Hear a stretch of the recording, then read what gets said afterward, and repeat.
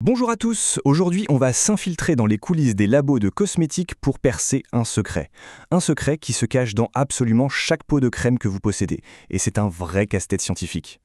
Voilà, la grande question. Ce défi, c'est le pain quotidien des formulateurs. Comment faire pour que deux liquides qui, soyons honnêtes, se détestent cordialement, l'huile et l'eau, acceptent de cohabiter en parfaite harmonie? C'est ce qu'on appelle le dilemme du formulateur. Et la solution, ce n'est pas un coup de baguette magique, loin de là. Tout repose sur la science, plus précisément sur notre capacité à parler le langage des molécules. C'est en déchiffrant ce langage secret qu'on trouve la clé.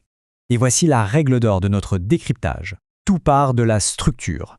La forme microscopique d'un ingrédient, comment il est bâti, eh bien c'est ça qui va dicter son comportement et au final, toutes les décisions qui seront prises en laboratoire. Alors, c'est parti. On va apprendre ensemble à lire ces fameuses molécules.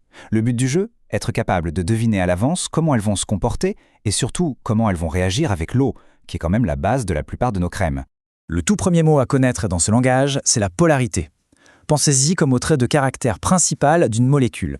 Si elle est polaire, elle est hydrophile, elle adore l'eau. Si elle est apolaire, elle est lipophile, elle préfère de loin traîner avec l'huile. C'est aussi simple que ça. Bon, et comment est-ce qu'elles expriment leurs préférences, ces molécules ? Eh bien, elles discutent entre elles grâce à des forces d'attraction. On appelle ça des interactions. C'est leur manière de se lier d'amitié ou au contraire de s'ignorer royalement. Et ce qui est vraiment fascinant, c'est que toutes ces amitiés moléculaires ne se valent pas. Non, il y a une vraie hiérarchie des forces. Ça va de la simple connaissance de loin aux liens les plus solides. Et c'est cette hiérarchie qui nous donne le pouvoir de tout prédire. Allez, on grimpe l'échelle. Tout en bas, on a les interactions de Landon. C'est une petite force, très faible, présente partout. Imaginez des inconnus dans une foule, ils se reconnaissent, mais sans plus. Un cran au-dessus, les interactions dipôle-dipôle. Là, c'est plus sérieux. Ça agit comme des petits aimants entre les molécules polaires. Et tout en haut du podium, la star absolue, la liaison hydrogène. Ça, c'est le lien ultime, un vrai pacte d'amitié, surtout avec l'eau. Alors s'il y a une chose à retenir, c'est bien ça. La liaison hydrogène, c'est la clé. Si une molécule peut créer plein de liaisons hydrogène avec l'eau, bingo, elle va s'y dissoudre comme un charme. Et c'est ça qui va donner sa cohésion et sa texture finale au produit. Bon, à cette théorie, on passe à la pratique. On va se mettre dans la peau d'un formulateur et analyser un cas de laboratoire bien réel avec deux molécules qui sont aux antipodes l'une de l'autre. Regardons ce combat des chefs. À ma gauche, le glycérol. On analyse les indices. Qu'est-ce qu'on voit ? 3 fonctions alcool, les fameux OH, sur une chaîne carbone minuscule de 3 atomes. C'est un vrai champion pour créer des liaisons hydrogènes, ce qui le rend ultra hydrophile. À ma droite, l'acide oléique. Lui, il a une seule petite fonction qui aime l'eau, mais elle est complètement noyée au bout d'une chaîne gigantesque de 18 carbones. C'est sa longue queue grasse qui fait la loi. Le verdict est donc sans appel.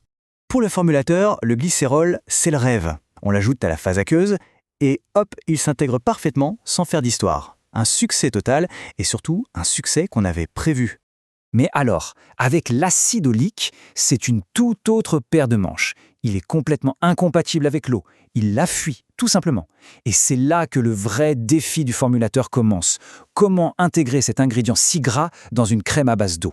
La solution ne viendra pas de l'actif lui-même. Non, elle viendra d'un ingrédient joker, un médiateur, un excipient qui a été spécialement inventé pour résoudre ce genre de problème.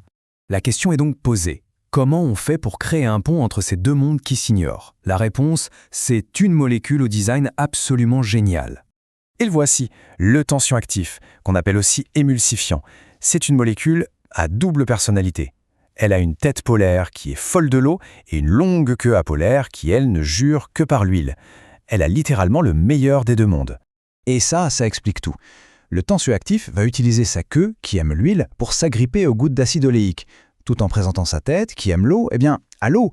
Il crée une sorte de bouclier, de microcapsule, qui permet aux gouttes d'huile de flotter tranquillement et de manière stable. L'émulsion est créée. Ce qu'on vient de voir, c'est un processus logique et ultra puissant. Rien n'a été laissé au hasard. Chaque étape découle de la précédente. C'est une mécanique de précision.